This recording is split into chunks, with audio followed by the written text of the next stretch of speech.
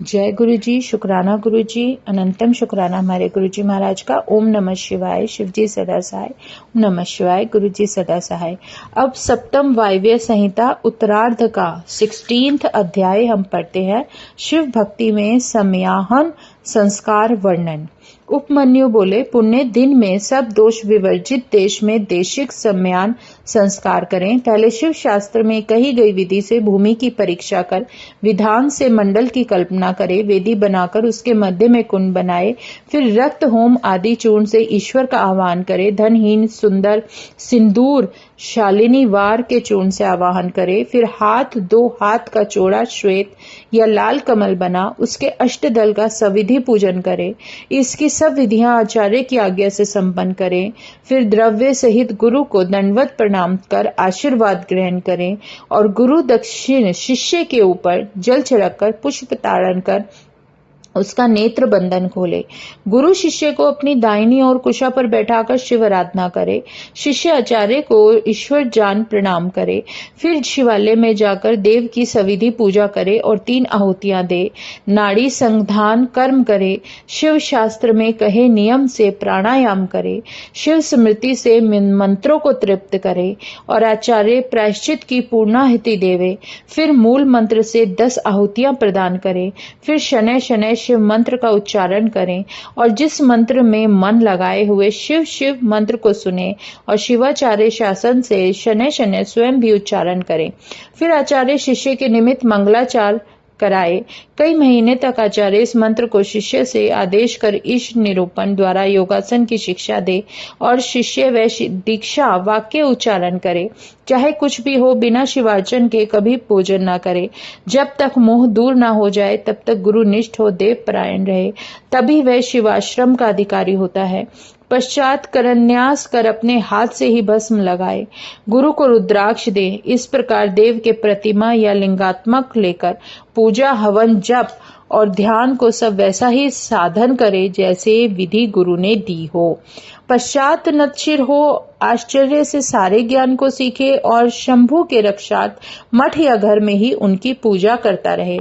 कभी भी श्रद्धा भक्ति का त्याग न करे। आचार्य की प्रतिज्ञा से इस प्रकार शिव शास्त्र ग्रहण कर उसे पढ़े और सुने तथा सब कार्य गुरु या आचार्य की आज्ञा से ही करे, अन्य प्रकार से नहीं। इस प्रकार नामक संस्कार को करके मनुष्य शिवलोक का भागी होता है। 17वां अध्याय शिव दीक्षा विधान। उपमन्यु जी बोले, यदि शिष्य में योग्यता हो तो उसके सब बंधवों की निवृत्ति के लिए षड्ध्व शुद्धि करे। कला तत्व भुवन और वर्ण यह षड्ध्व मंत्र है। उसमें कलाओं द्वारा निवृत्ति, प्रतिष्ठा, विद्या, शांति और शांताय शांत्यातीत किए मार्ग हैं। यह यज्ञ कला मंत्र है।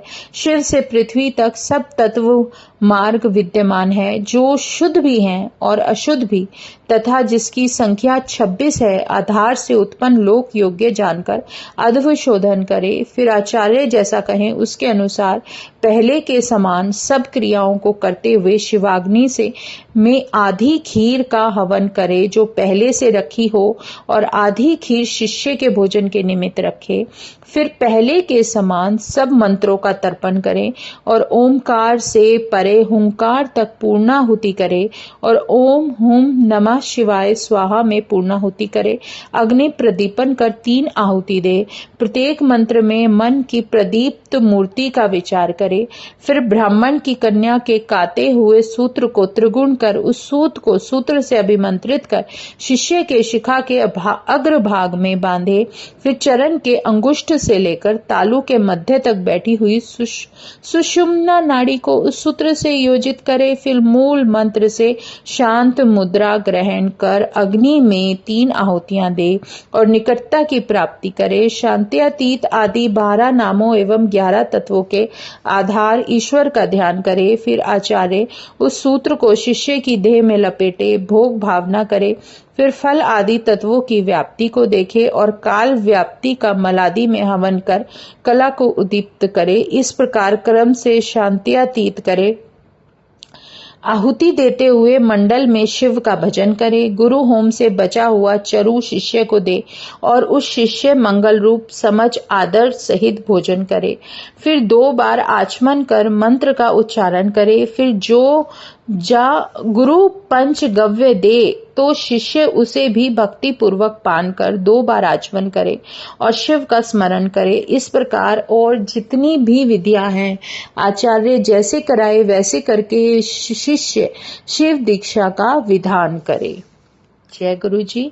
अब है 18वां अध्याय षड्व शुद्धि निरूपण। उपमन्यु जी कहते हैं, इस प्रकार आचार्य की प्रेरणा से शिष्य सब स्नान आदि विधियों को कर शिव मंडल के स्थान में बैठकर ध्यान करे और हाथ जोड़कर वहां से चले तथा दूसरे दिन फिर जैसा आचार्य ने सब कृत्य कराया हो वैसा ही नेत्र बंधन करके सारे कृत्य कर गुरु को दिखाए।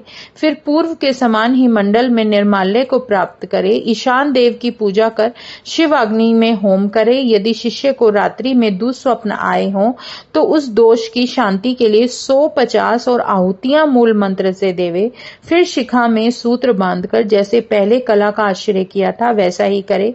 वगीश्वरी पूजा तक हवन कर सती वगीश्वरी को प्रणाम करे। फिर गुरु शिष्य के सूत्र देह में ताड़न प्रोक्षण आदि कर उसकी आत्मा को सावधान कर द्वादशांत में निर्देशन करे और शास्त्र में कही हुई मुद्रा से मल मंत्र को ग्रहण कर सब योनियों में योजित करे। फिर देवताओं की 8 जाति, तिरछे चलने वाले जीवों की 5 जाति और एक मानुषी योनि के गण, इस सब में शिष्य को एक साथ ही प्रवेश कर यथा योग्य शिष्य की आत्मा में वगीश्वरी को निविष्ट करे और गर्भ प्राप्ति के निमित्त देव को प्रणाम कर उनकी पूजा करे। फिर हवन कर न्यास पूर्वक उस गर्भ को स्मरण कर परम प्रीति करे। फिर जाति, आयु, भोग और संस्कार सिद्धि के लिए हवन और प्रार्थना करे।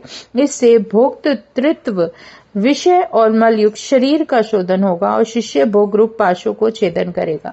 इस प्रकार शिष्य को शुद्ध कर आचार्य उसे चैतन्य करे। फिर अग्नि में पूर्णाहुति कर ब्राह्मणों की पूजा करे और फिर ब्रह्मा के 3 आहुतियां देकर शिवाज्ञा का स्मरण करे और कहे कि हे पितामह, यह तुम्हारी कृपा से शिव पद को जावे। पश्चात उस सर्वज्ञ, स्वतंत्र और अनंत शक्ति की स्थापना कर सद्यापि कलशों से उन देवेश का अभिषेक कर तथा क्रम से ध्यान करता हुआ शिष्य को बैठाकर पूर्व व्रत शिव की पूजा करे।